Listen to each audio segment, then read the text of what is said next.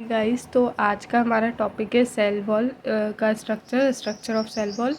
इतने देर से वीडियोस नहीं आ रही थी क्योंकि ना मेरे दादाजी को पैरालिसिस का अटैक आया है, तो उसी में से हम बिज़ी थे। तो आप भी प्रे करना कि वो जल्द से जल्द ठीक हो जाए, सब चीज़ें नॉर्मल हो जाए।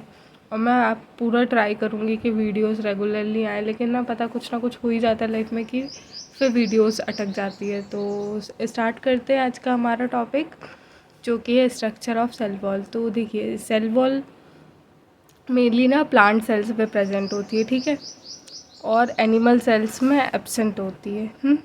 तो the cell wall is a non living rigid outer covering present outside plasma membrane. जो प्लाज्मा मेम्ब्रेन है एनिमल सेल प्लांट सेल के जो प्लाज्मा मेम्ब्रेन है, ये प्लाज्मा मेम्ब्रेन के आउटर पे एक लेयर होती है जिसको हम सेल वॉल बोलते हैं, जो कि नॉन लिविंग रिजिड स्ट्रक्चर होता है। और ये क्या है, जो सेल है उसको इनक्लोज करता है, मतलब पूरा ढकता है और सेपरेट करता है इंटरनल प्रोटोप्लाज्मिक कंटेंट्स को एक्सटर्नल एनवायरनमेंट से।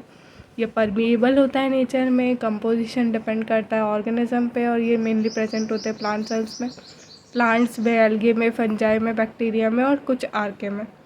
The cell wall is a non-living rigid outer covering present outside plasma membrane. It encloses the cell and separates the internal protoplasmic contents from external environment. It is permeable in nature and its composition varies depending on the organism. The cell wall is present in plants, algae, fungi, bacteria, some archaea. It is absent in animal cells, which is distinguishing feature. I hope कि आपको यहाँ तक समझ आ गया होगा। अब हम देखते हैं इसके जनरल फंक्शंस।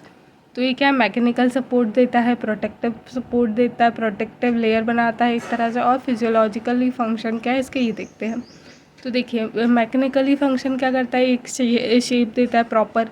जैसे कि इसको हम ऐसे समझते हैं कि ब्रिक है, कोई हमारा घर है, उसमें ये चारों तरफ हमने ईंट लगाई है, तो वो क्या है, हमारे घर को शेप दे रही है, नहीं तो ऐसा आड़ा टेढ़ा घर नहीं बनेगा हमारा।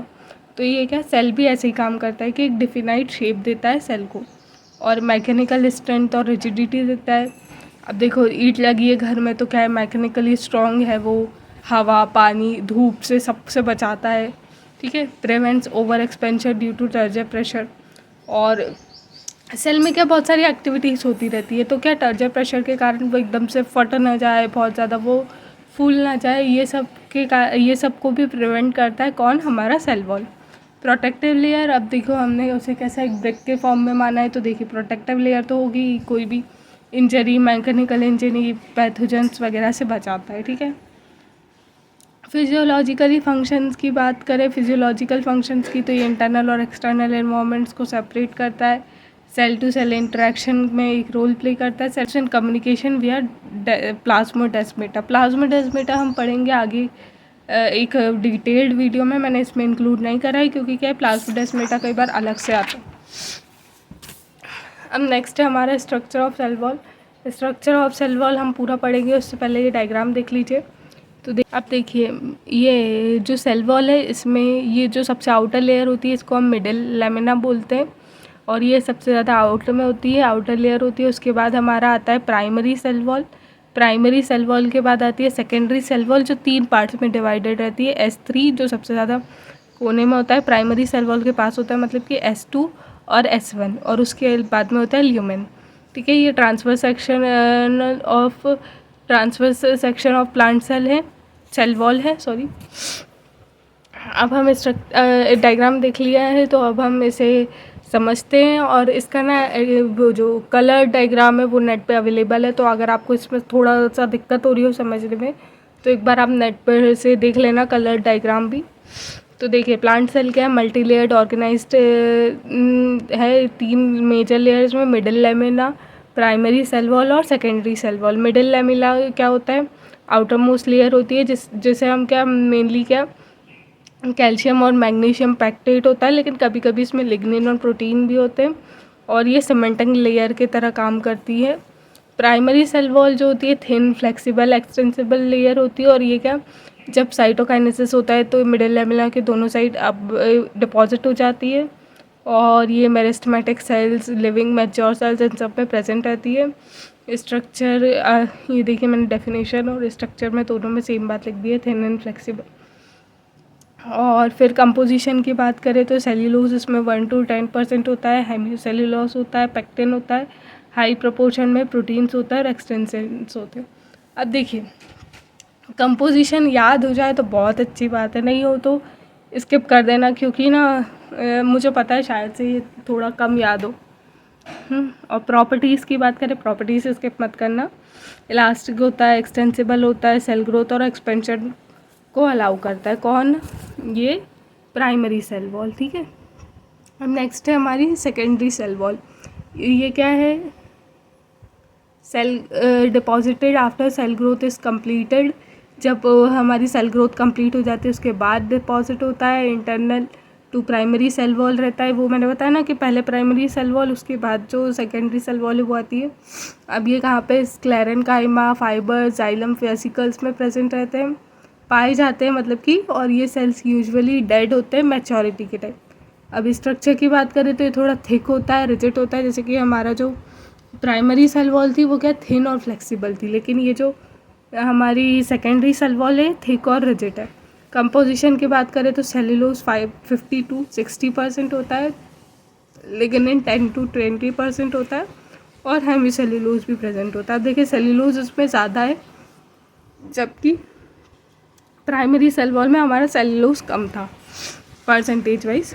अब हम इसके लेयर्स की बात कर लेते हैं सेकेंडरी सेल वॉल की। S1 लेयर रहती है जो कि थिन रहती है, कुछ ही लैमेले प्रेजेंट होते हैं, microfibrils arranged in alternating helical patterns. S2 thickest layer होती है और 30 to 150 लैमेले प्रेजेंट रहता है। मैक्सिमम मैकेनिकल स्ट्रेंथ देता है कौन? S2 लेयर, ठीक है। S3 लेयर अगेन थिक होती है, इनर लेयर होती है और कुछ सेल्स में एब्सेंट भी होती है। अब chemical components of cell wall की बात करेंगे तो सबसे पहले हम सेल्यूलोज देखते हैं। सेल्यूलोज क्या है? इनसॉल्यूबल रहता है नेचर वाइज, और इसका फंक्शन क्या है? स्ट्रक्चरल फ्रेमवर्क प्रोवाइड करता है। हेमीसेल्यूलोज की बात करें तो ये पार्शियली सॉल्यूबल रहता है और क्रॉस लिंकिंग और फ्लेक्सिबिलिटी प्रोवाइड करता है। पेक्टिन की बात करेंगे तो वाटर सॉल्यूबल होता है और सीमेंटिंग प्रोवाइड करता है। लिग्निन की बात करेंगे तो लिग्निन भी इनसॉल्यूबल होता है और स्ट्रेंथ और वाटर प्रूफिंग प्रोवाइड करता है। ये सोचो जैसे कि तुम घर बना रहे हो, तो स्ट्रक्चरल फ्रेमवर्क कौन प्रोवाइड करेगा? सेल्यूलोज। फ्लेक्सिबिलिटी और क्रॉस लिंकिंग कौन प्रोवाइड करेगा? हेमीसेल्यूलोज। क्रॉस लिंकिंग यानी कि मतलब कि जैसे पड़ोसी वगैरह से बातचीत, हाँ। पेक्टिन सीमेंटिंग का काम करेगा। लिग्निन स्ट्रेंथ और वाटर प्रूफिंग प्रोवाइड करेगा। अपने घर में पानी की एंट्री दोगे नहीं ना, वाटर प्रूफिंग ही बनवाओ, वाटर प्रूफ बनवाओगे ना। सुबेरिन क्या है? इंसॉल्यूबल है नेचर वाइज और प्रोटेक्शन प्रोवाइड करता है। अगेन क्यूटिन क्या है? वेरिएबल डिपेंड करता है, मतलब कि ग्रोथ रेगुलेशन पे हेल्प करता है। पेक्टिन वगैरह अलग चीज़ हो गई। वाटर क्या है? मेजर कंपोनेंट है, हाइड्रेशन प्रोवाइड करता है। सेल वॉल अलग अलग ऑर्गेनिजम्स में अब ये ना मैंने अपने क्यूरियोसिटी के हिसाब से लिख दिया है, ये लिखना हो तो एग्ज़ाम में लिख देना वरना मत लिखना। तो देखो प्लांट्स में सेल्यूलोज से बनी होती है, बैक्टीरिया में पेप्टाइडोग्लाइकन की होती है, फंजाई में काइटिन की होती है और एल्गे में ये वेरी करती है। अब एक मेजर क्वेश्चन मतलब आता है मन में कि जब नॉन लिविंग है कोई सेल वॉल तो फिर वो कैसे प्रोटेक्शन प्रोवाइड करती है।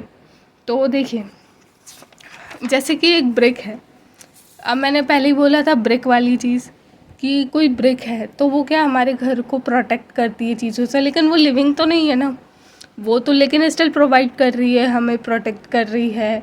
और फिर बहुत सारे जो भी इंजरीज़ है, एक्सपेंशन है, उन सब से बचाती है। सेम फीचर रहता है हमारा इसका भी, सेल वॉल का। तो plant cell wall protects because its structure and composition, because of its structure and composition, not because it is alive.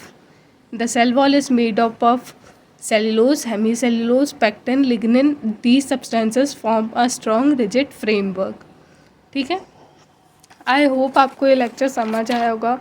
In case आपको कुछ भी डाउट हो या क्वेरीज हो या फीडबैक हो तो प्लीज़ मुझसे कमेंट बॉक्स में शेयर कीजिएगा और ये वीडियो को लाइक कीजिएगा, शेयर कीजिएगा, सब्सक्राइब कीजिएगा। तब तक के लिए बाय बाय।